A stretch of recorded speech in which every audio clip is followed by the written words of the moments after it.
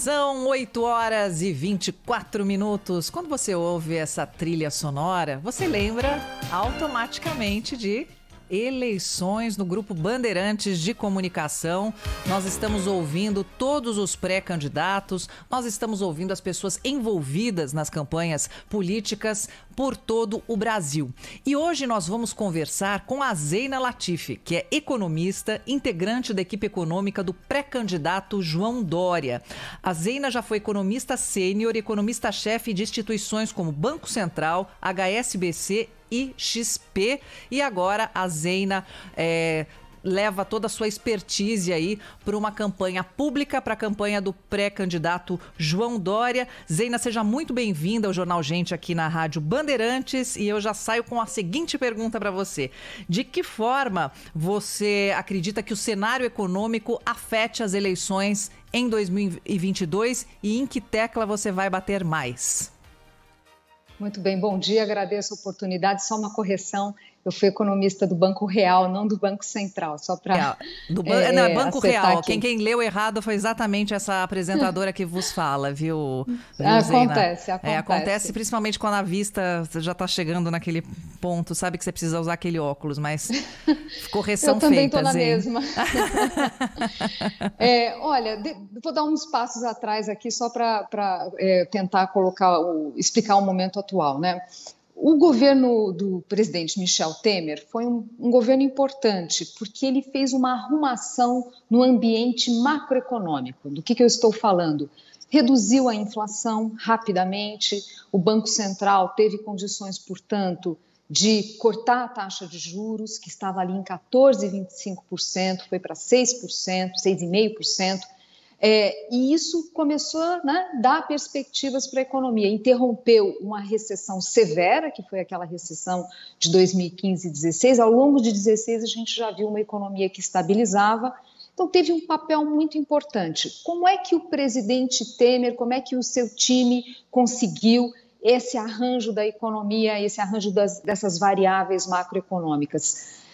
Colocando essa perspectiva de ajuste das contas públicas. Claro que ninguém é ingênuo de achar que da noite para o dia um presidente vai conseguir eliminar os rombos orçamentários de forma sustentada, de fazer a dívida pública como proporção do PIB cair e ficar mais próxima da experiência de países vizinhos. A gente tem uma taxa, um grau de endividamento do setor público que destoa muito da experiência de países emergentes. Então, é claro que não dá para ser ingênuo achar que numa gestão você vai resolver tudo. Mas é muito importante para dar tranquilidade aos investidores, ao que a gente chama os agentes econômicos, essa tranquilidade que o caminho do ajuste está sendo trilhado. Isso é essencial, criar essa expectativa. E foi isso que o governo do presidente Michel Temer fez. Por essa perspectiva, teve duas consequências. Primeiro, que na campanha eleitoral de 2018, a economia não foi o grande tema para o grande eleitorado. Claro, é para o mercado financeiro, é para os empresários, aí teve toda aquela história do posto Ipiranga, que isso ajudou a inflar, a trazer apoio para a campanha do presidente Bolsonaro, mas o ponto é que para o grande público a economia não era um grande tema. A taxa de desemprego já começava a cair, a economia voltava, ainda que lentamente, a exibir algum crescimento e como eu disse, inflação controlada, taxa de juros mais civilizada. Bom, o presidente Bolsonaro recebeu por esse aspecto uma casa mais arrumada, com muitos desafios. O Brasil é um país de desafios, a gente sabe disso, desafios sociais enormes, e precisa crescer mais para um país que cresce tão pouco, está praticamente estagnado. Isso tem implicações muito sérias do lado social, Então é claro que tem muitos desafios, alguns avançaram, acho que seria injusto não dar esse crédito, mas o fato é que a gente vê um governo que vai terminando de novo com essa desarrumação das contas públicas, a falta de perspectiva de ajuste e esse ambiente de inflação acima de 10%, taxa de juros do Banco Central que deve ultrapassar 10% também. Devemos ter um ambiente recessivo no ano que vem, quer dizer, de contração do PIB. Talvez não seja uma grande contração, tomara que não seja uma grande contração, não é o que eu espero, não acho que é o razoável, mas provavelmente é um ano de contração. Aliás, a gente já tem visto naquelas medidas mensais de PIB do Banco Central essa tendência já de contração. Então é um quadro muito delicado.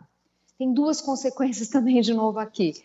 Possivelmente ou provavelmente é isso que os analistas políticos falam, a economia vai ser um tema muito importante no ano que vem, porque as pessoas precisam enxergar capacidade do próximo presidente de arrumar a casa e, claro, seguir com reformas estruturais. Esse ponto é importante colocar, que é o seguinte: quando a gente tem um ambiente muito confuso, o fiscal, né, com tantos problemas, a gestão das contas públicas e gerando esse ambiente, é mais difícil você, às vezes, avançar em temas estruturantes, né? Por exemplo, discutir uma privatização, discutir a abertura da economia. Então, esse equilíbrio, né, essa estabilidade macroeconômica, ela é importante por vários aspectos, né? Para o crescimento, para o bem-estar das pessoas e também para o avanço da agenda econômica.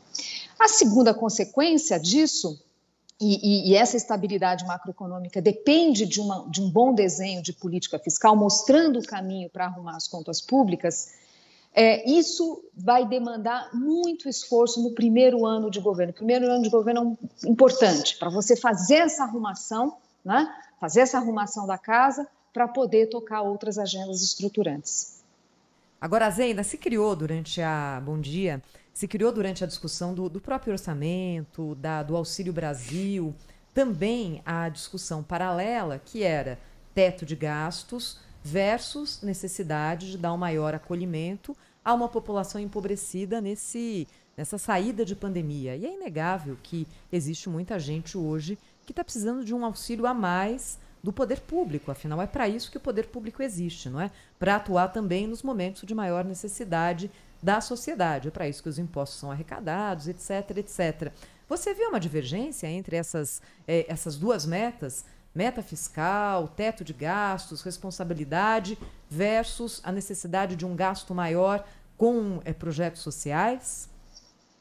É conciliável, precisa ser, né? E essas coisas, às vezes, ainda que no curto prazo você tenha que fazer escolhas duras, né? Porque afinal existe restrição orçamentária, no médio e longo prazo tudo precisa caminhar junto, estamos todos no mesmo barco.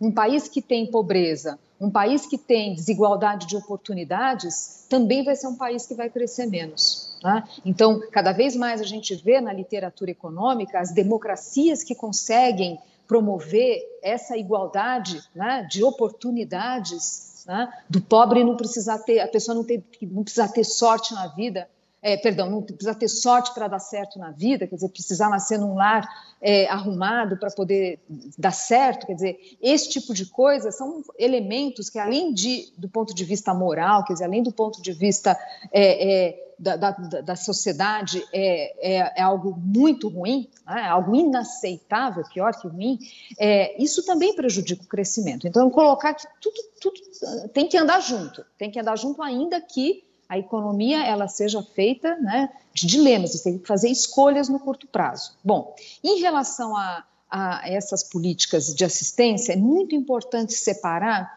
o que é o emergencial, por exemplo, que foi o auxílio emergencial, ou em boa medida o auxílio emergencial, que era, olha, as pessoas estão impedidas de trabalhar porque tem uma pandemia, né, que limita a movimentação das pessoas, que precisa, aliás, rapidamente cuidar para poder soltar a economia, esse era um ponto importante, né? Lamentavelmente, acho que a gente teve uma gestão de saúde que atrapalhou, porque quanto mais você demora a vencer o problema da saúde, mais vai se arrastando esse quadro, e, obviamente, exige mais políticas de socorro. Mas, enfim, o ponto é que tem que separar o que era aquele socorro em função do isolamento necessário, essencial, para rapidamente controlar a doença, e, obviamente, medidas associadas ao combate estrutural da pobreza, ao problema da desigualdade de oportunidades. Isso são naturezas diferentes e, portanto, são recomendações de política econômica diferentes, ainda que às vezes se misturem. Então, vamos lá. Precisava fazer a distribuição dessa renda, essa transferência de renda, sim, né? absolutamente meritório e o governo acertou em ter feito esse movimento. A minha avaliação, no entanto, é que houve problema de desenho, quer dizer, de focalização, a gente não teve, de fato, garantia que quem estava recebendo era quem mais precisava, né? Houve também problema na calibragem dos valores. A gente consegue observar, quando a gente olha a evolução de alguns indicadores econômicos ao longo do segundo semestre de 2020, por exemplo, ou mesmo início de 2021, revelando que teve problema de calibragem, né? Foi uma distribuição de recursos que talvez tenha sido excessiva. Né? Aqui de uma forma geral, né? Claro que cada pessoa tem a sua realidade, mas a gente viu o aumento de consumo de alguns bens que não seria o esperado numa situação de pandemia.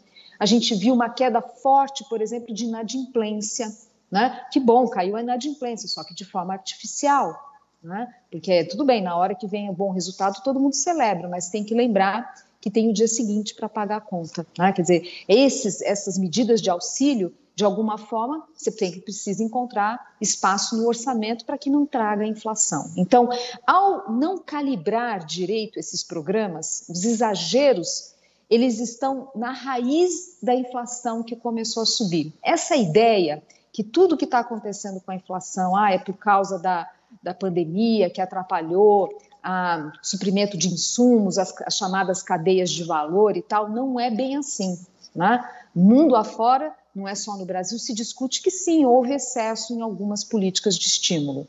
Então, isso é uma coisa, a importância de você calibrar bem essas políticas para não gerar inflação, porque daí, aquela frase que muitos analistas falam, você está dando com uma mão, tirando com a outra. A outra coisa é esse combate estrutural às desigualdades do Brasil, né? E, obviamente, eliminação da pobreza, que também depende de transferência de renda, mas, sem dúvida, essa questão da desigualdade de oportunidades. Então, a gente tem uma massa da população que não consegue não tem elevada empregabilidade, não consegue se colocar no mercado de trabalho, não só porque o país cresce pouco, mas porque são pessoas que não têm qualificação adequada para o mercado de trabalho, que está cada vez mais exigente e ficou mais ainda com a pandemia por causa do uso de tecnologias digitais, tecnologias que exigem mais a qualificação de mão de obra. Temos um problema, né, quando a gente fala de desigualdade de oportunidades, é a escola não ser boa, por exemplo, de não ter saneamento para todo mundo, de não ter qualidade de vida para todo mundo. Então, você vai gerando, né, você vai deixando pessoas para trás nesse processo que não vão conseguir se inserir no mercado de trabalho. Isso não é programa de transferência de renda. Né? Claro que no curto prazo, numa pandemia, enfim, em situação de pobreza extrema, é meritório, é essencial. Mas não é isso que vai tirar a pessoa dessa situação. Você realmente precisa ter essa capacidade de fazer políticas públicas que abracem, né, esses grupos mais vulneráveis e preparem os jovens, preparem as pessoas para ingressar no mercado de trabalho, requalifique aqueles que estão defasados para poderem se inserir nessas novas necessidades do mercado de trabalho. Então, são políticas diferentes, tem que fazer um pouco de cada. Agora, esse ponto é importante pelo seguinte, às vezes a gente confunde os grandes enunciados do que o Brasil precisa, mas, na verdade, não é só isso, tem que ver como fazer. Né? O que, vamos dizer, a ciência, quer dizer, o que a boa técnica da política econômica diz? Quais são as experiências de sucesso? Quais são as evidências, quais são as melhores evidências, né, sobre as políticas públicas? O que dá certo, o que não dá certo? Não é simplesmente falar, olha, vou fazer tal política e direcionar recursos. Tem uma ciência ali no desenho dessas políticas, ainda mais num país com tantas restrições orçamentárias e que você precisa buscar um uso bastante efetivo dos recursos públicos para não ter desperdícios, para não ter injustiças, porque você se aloca demais para um grupo, alguém vai pagar a conta, alguém vai sair perdendo. Então, a grande dificuldade é essa, como colocar o conhecimento técnico à disposição para ter bons desenhos de políticas públicas nas suas várias frentes. Jornal Gente, Rádio Bandeirantes, nós estamos conversando com a Zeina Latifi, economista e integrante da equipe econômica do pré-candidato João Dória. Zeina, você já afirmou que o efeito dos juros nesse cenário ele é menor do que se imagina. Mas devido à inflação, o Banco Central está elevando fortemente a taxa Selic. O Banco Central está errando a mão aí, está errando na dose? Vamos lá. Olha, qual que seria o ideal, situação ideal? Seria que o atual governo sinalizasse uma agenda de compromisso, de ajuste das contas públicas, e lamentavelmente não só isso não existe, como todo dia a gente abre o jornal e vê uma notícia nova de mais gastos, de mais concessões, uma política econômica que foi praticamente terceirizada para o Centrão no Congresso. Então a gente vê, ainda que bons técnicos no Ministério da Economia, mas a gente vê um governo que vai perdendo as rédeas da condução, ou o Ministério da Economia vai perdendo as rédeas da condução da política econômica, e isso sobrecarrega os ombros do Banco Central. O Banco Central tendo que fazer mais do que seria, do que ocorreria em situações em que tivesse ali um maior compromisso com a gestão, com a saúde das contas públicas, com a disciplina fiscal. Então, esse é o primeiro ponto. A situação do Banco Central não é fácil, não. Não é fácil, não. A segunda coisa é que essa inflação mais elevada, de 10%, claro, tem mês que diminui um pouco, 10% na variação anual. Claro que tem mês que vem um pouco melhor, por exemplo, o dado de dezembro está sinalizando um número melhor que novembro, enfim. O ponto é que mesmo tendo essas oscilações, a gente está falando de uma inflação muito elevada que naturalmente também fica mais teimosa, porque quando a inflação é elevada, ela gera uma dinâmica em que quem está ali no dia a dia definindo o seu preço, no setor de serviços, na indústria, no comércio, fala, puxa, está tudo subindo, eu já nem sei mais qual é o preço correto aqui, e ao mesmo tempo eu tenho uma pressão de custos que eu preciso repassar. E a pessoa repassa, tenta repassar. Mesmo com a economia enfraquecida, porque vê tudo subindo, né? Quando você tem uma inflação mais baixa, qualquer um que no dia a dia está fixando os seus preços, fala, bom, deixa eu ir com calma, porque se eu puxar demais eu corro o risco de perder mercado, vou perder clientes. Então, essa dinâmica, ela é difícil, ela torna o trabalho do Banco Central mais desafiador. Então, hoje, a expectativa dos analistas, que a gente vê naquele boletim Focus do Banco Central, que compila essas projeções do mercado financeiro, a expectativa é que a inflação saia dos 10 e pouco por cento este ano e vá para 5% em 2022. Eu acho pouco provável. Acho que é mais difícil esse caminho e acho que um trabalho do Banco Central para trazer a inflação para 5 talvez devesse ser com juros muito mais elevados. Acho que a tendência do Banco Central é tentar acomodar. Então, a discussão não é exatamente se o Banco Central está certo ou está errado. Quem está errado é a gestão da política fiscal, que não ajuda esse trabalho do Banco Central. Então, a gente vai ter por um bom tempo inflação teimosa, não essa de 10%, a tendência é ceder, de fato, é verdade, a tendência é ceder, mas uma inflação que vai cedendo mais lentamente, e ao mesmo tempo juros elevados, que num primeiro momento machuca a atividade econômica. Então temos aqui um 2022 de um desconforto, né? Um desconforto em relação ao comportamento da economia. Nós conversamos com a Zeina Latifi, economista, e agora integrante da equipe econômica do pré-candidato João Dória. Zeina, muito obrigada pela sua entrevista. Volte sempre aqui ao Jornal Gente na Rádio Bandeirantes e um Feliz Natal para você e para sua família. Obrigada, eu que agradeço. Um abraço a todos.